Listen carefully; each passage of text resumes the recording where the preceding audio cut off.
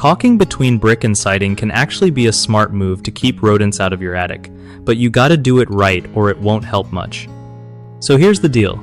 If you see gaps or cracks where the brick meets the siding, those are like open invitations for mice or rats to sneak in. First, clean the area well so the caulk sticks.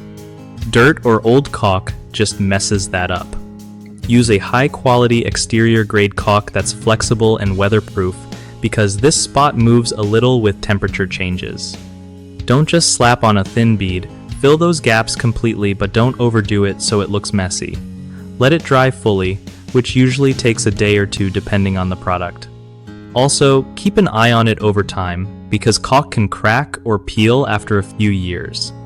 If you're unsure, maybe get a pro to check if there's any underlying damage or bigger openings you can't see. Remember, sealing these entry points is way cheaper and cleaner than dealing with a rodent infestation later. One of the most common mistakes with sealing gaps around brick and siding is using the wrong type of caulk, like indoor caulk or cheap stuff that cracks fast. So always go for exterior silicone or polyurethane caulk designed for outdoor use.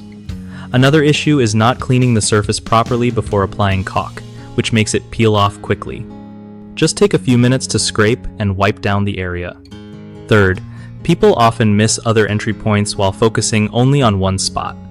Rodents are sneaky and can squeeze through tiny holes anywhere, so do a thorough inspection around your home's exterior too. BigHomeProjects.com is great for hooking you up with trusted local contractors who know exactly how to handle stuff like this without breaking the bank. Plus, if you're a contractor looking for work, it's a solid way to find homeowners needing your skills and grow your business.